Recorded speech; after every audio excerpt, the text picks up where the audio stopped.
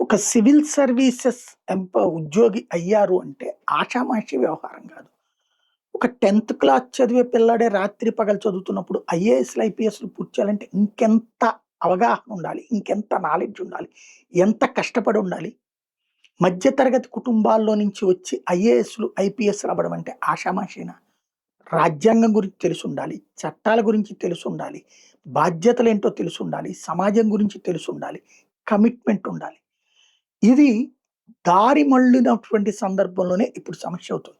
ఒక ఐఏఎస్‌ని ట్రాన్స్‌ఫర్ చేస్తే ఇంకొక శాఖకి ఏమీ కాదు. ఐపీఎస్‌కి ట్రాన్స్‌ఫర్ చేస్తే ఏమీ కాదు. మన జీతం మనకొస్తుంది. అలా కాకుండా మెయిన్ స్ట్రీమ్ పోస్ట్‌లో వేస్తే అంటే లైక్ ఒక విజయవాడ పోలీస్ కమిషనరో, గుంటూరు కమిషనరో ఇట్లా అంటే గుంటూరు ఎస్పీనో ఇట్లాంటి పోస్టులేస్తే ఏమన్నా లక్షల కోట్ల రూపాయలు డబ్బులు ఎవడన్నా తెచ్చి కట్టలిస్తాడా ఏంటి? ఏం లేదు గదా! ఒక స్ట్రేచర్ అని ఫీల్ అవుతుంటాం. అంతవరకు బానే ఉంది. దానికోసం మనం దిగజారి పని చేయాల్సిన పని లేదు. ఒక కలెక్టర్ పోస్ట్ కోసం మనం దిగజారి చేయాల్సిన పని లేదు. కానీ ఏదో ఆహ్, ప్రభుత్వాల్లో ఉన్నటువంటి వాళ్ళ మెప్పు పొందడం కోసం రాజ్యాంగానికి విరుద్ధంగా, చట్టానికి విరుద్ధంగా, నిబంధనలకు విరుద్ధంగా, రాజకీయ ప్రయోజనాల కోసం ప్రభుత్వంలో వాళ్ళు చెప్పినట్టు చేస్తే దాని వలన నష్టమేంటి? క్రిందటిసారి జగన్ టైంలో ఒక ఏబీ వెంకటేశ్వరరావు ఇబ్బంది పడ్డారు.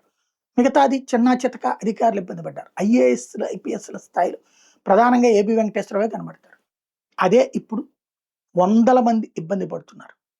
చివరికి ఒక 'సునీల్ కుమార్' ఉదంతం, ఒక 'శ్రీలక్ష్మి' ఉదంతం ఇట్లాంటియన్నీ చూసినప్పుడైనా సరే, మనం ఎందుకు రాజ్యాంగబద్ధంగా మనకున్న బాధ్యతల్ని దాటి పని చెయ్యాలి?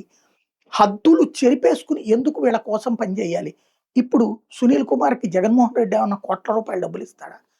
లేకపోతే గనక 'శ్రీలక్ష్మికి' ఏమన్నా కోట్ల రూపాయలిస్తాడా? పోనీ ఈళ్ళు సంపాదించుకొనుంటే వేరుగా ఉండేది గదా! అసలిట్లా ప్రాబ్లమ్ ఫేస్ చేసేవాళ్ళు గాదు గదా! ఒకవేళ అంతో ఇంతో సంపాదించుకున్నా అది ఈ కోర్టు ఖర్చులకే కరిగిపోతుంది. అవమానాలు, అవహేళన, రాజకీయ నాయకుల మెప్పు కోసం మనం ఇది చేయాల్సిన అవసరం ఉందా? ఆలోచించుకోవాల్సిన అవసరం ఉంది.